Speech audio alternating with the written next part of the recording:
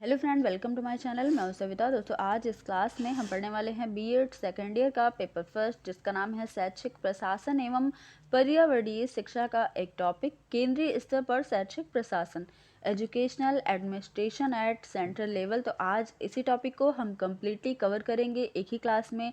तो आप बिना स्किप किए क्लास को एंड तक ज़रूर देखिएगा, और अगर चैनल पर नए हैं तो चैनल को सब्सक्राइब कीजिएगा, साथ ही बेल आइकन भी प्रेस कर लीजिएगा, जिससे जो भी आने वाली क्लासेस हैं उनकी नोटिफिकेशन आपको टाइम से मिल सके और आपकी क्लास मिस ना हो। क्योंकि यहाँ पर आपकी जो बीएड है, बीएड की सारी क्लासेस आपको चैप्टर वाइज प्रोवाइड करवाई जा रही हैं। तो चलिए आज की क्लास को स्टार्ट करते हैं। ज़्यादा देर न करते हुए जानते हैं केंद्रीय स्तर पर शैक्षिक प्रशासन का क्या अर्थ होता है। अगर एक मोटे तौर पर देखा जाए, एक ओवरव्यू लिया जाए केंद्रीय स्तर पर शैक्षिक प्रशासन का, तो इसका मतलब यहाँ से लिया जा सकता है कि जो केंद्र सरकार है वो ही पूरी तरह से शिक्षा पर हावी रहती है। केंद्र सरकार ही समूची शिक्षा की व्यवस्था करती है, सभी को निर्देश देती है, राज्य सरकारों को आर्थिक सहायता प्रदान करती है। तो इसी को हम कह सकते हैं कि केंद्रीय स्तर पर शैक्षिक प्रशासन।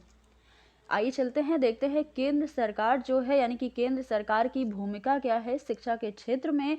तो इसकी भूमिका, आप केंद्र सरकार माध्यमिक शिक्षा के क्षेत्र में महत्वपूर्ण भूमिका अदा कर रही है।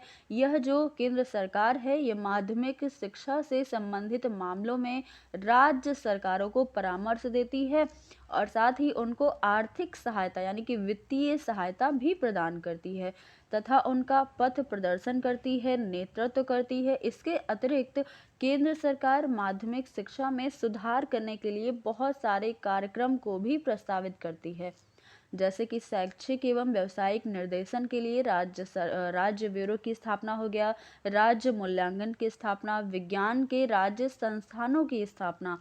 तो ये सारी स्थापना भी केंद्र सरकार करती है शिक्षा के क्षेत्र में।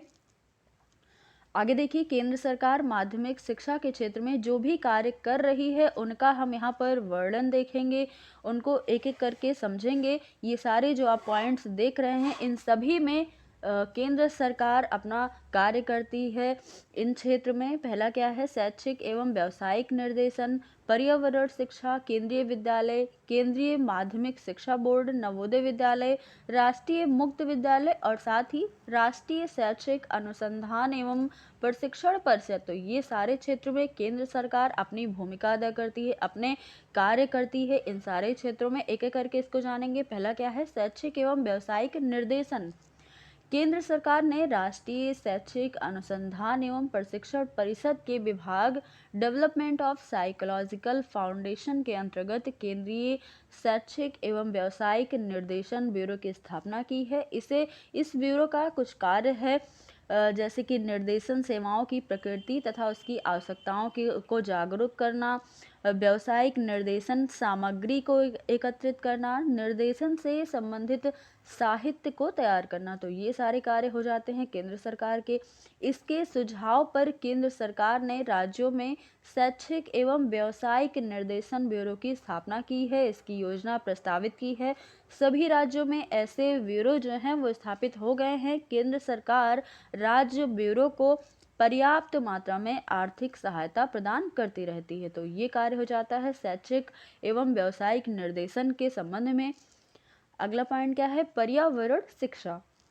केंद्र सरकार ने विद्यालय शिक्षा को पर्यावरण आधार प्रदान करते हुए सन 1988 में एक योजना बनाई है, जिसमें स्थानीय पर्यावरण तथा शिक्षा कार्यक्रमों के बीच संश्लेषण किया गया, यानी कि सिंथेसिस किया गया। इस योजना को क्रियान्वित करने के लिए भारत सरकार ने राज्यों और संघ शासित प्रदेश यूनियन टेरिटरीज को 100% ज़्यादा से ज़्यादा आधार पर आर्थिक सहायता दी है। इस योजना में नर्सरी स्थापित करने पर बल दिया गया है।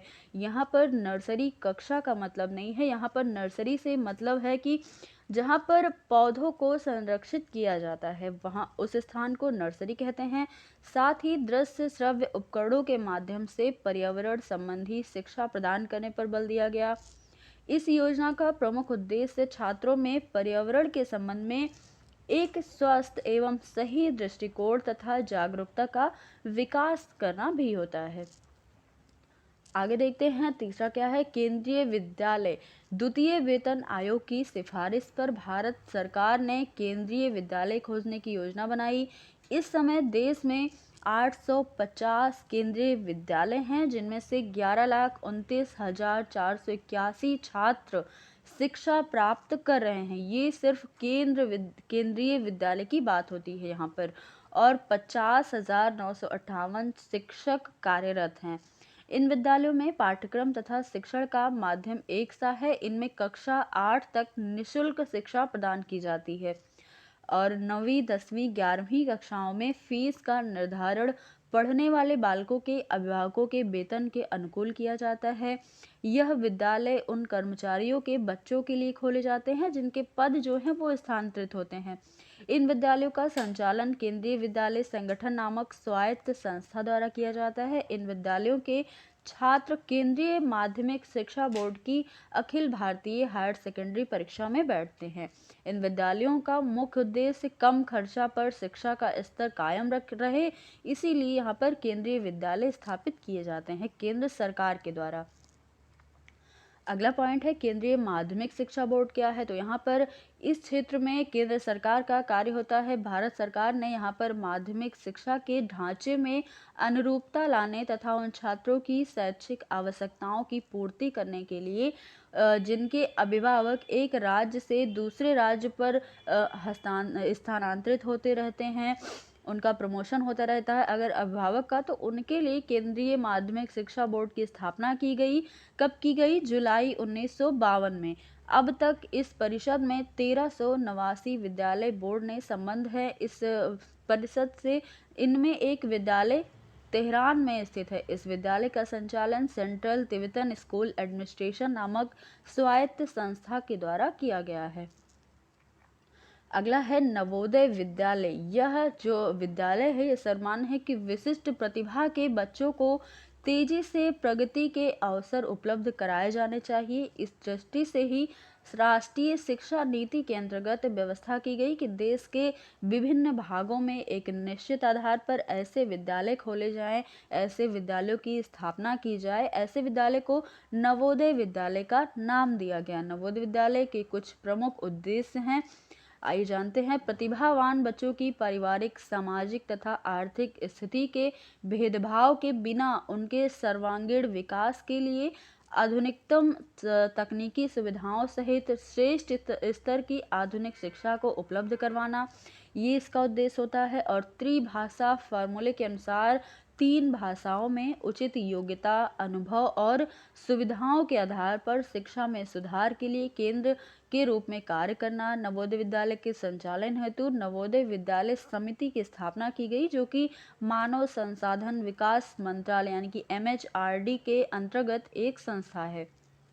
अब अगला पॉइंट जानेंगे जो कि है राष्ट्रीय शैक्षिक अनुसंधान एवं प्रशिक्षण परिषद।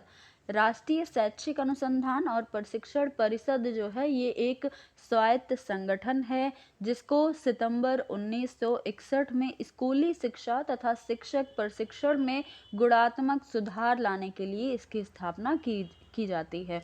राष्ट्रीय शैक्षिक अनुसंधान एवं प्रशिक्षण परिषद जो है ये विद्यालय शिक्षा प्रणाली को आवश्यक शैक्षिक सामग्री उपलब्ध करवाने के लिए राज्यों की शिक्षा अधिकारियों तथा संस्थानों से काफ़ी संपर्क रखती है। अगला पॉइंट है राष्ट्रीय मुक्त विश्वविद्यालय। इसे ओपन यूनिवर्सिटी भी कहते हैं, ओपन स्कूल भी कहते हैं। सन 1979 में केंद्रीय माध्यमिक शिक्षा बोर्ड दिल्ली के द्वारा देश में अपनी तरह का पहला खुला विद्यालय दिल्ली में ओपन किया गया। यहाँ पर कह सकते हैं कि दिल्ली में पहली बार ओपन विश्वविद्यालय की स्थापना की गई। भारत सरकार ने नवंबर 1779 में एक परियोजना रिपोर्ट के आधार पर शिक्षा विभाग, मानव संसाधन विकास मंत्रालय के प्रशासकीय नियंत्रण में एक स्वायत्तशासी निकाय तथा पंजीकृत समिति के रूप में राष्ट्रीय खुले विद्यालय की स्थापना का निर्णय लिया और मुक्त विद्यालय को इसमें मिला दिया। आगे देखेंगे, यह जो शिक्षा है ये शिक्षा को प्रेरित शिक्षार्थियों तक ले जाता है और उन्हें उनकी सहूलियत के समय, स्थान एवं क्षमता अनुसार पढ़ने की इजाज़त देता है।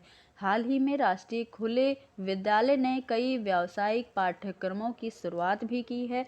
वर्तमान में राष्ट्रीय मुक्त विद्यालय में देश के सभी केंद्र शासित प्रदेश और राज्यों, यहाँ पर देखिए 27,10,000 से अधिक छात्रों का नामांकन अब तक हो चुका है। इस समय राष्ट्रीय मुक्त विद्यालय के पूरे देश में 4201 मान्यता प्राप्त अध्ययन केंद्र हो गए हैं, जिनमें से 1374 व्यावसायिक शिक्षा के ही हैं। तो दोस्तों ये थी आज की क्लास। आई होप आपको क्लास समझ आई होगी। अगर आपको ये टॉपिक अच्छा लगा, क्लास पसंद आई, तो ज़्यादा से ज़्यादा क्लास को लाइक शेयर करिएगा और अगर चैनल पर नए हैं तो चैनल को सब्सक्राइब कर लीजिएगा। फिर मिलेंगे अगली क्लास में कुछ नए टॉपिक के साथ। दोस्तों फिर मिलते हैं। धन्यवाद।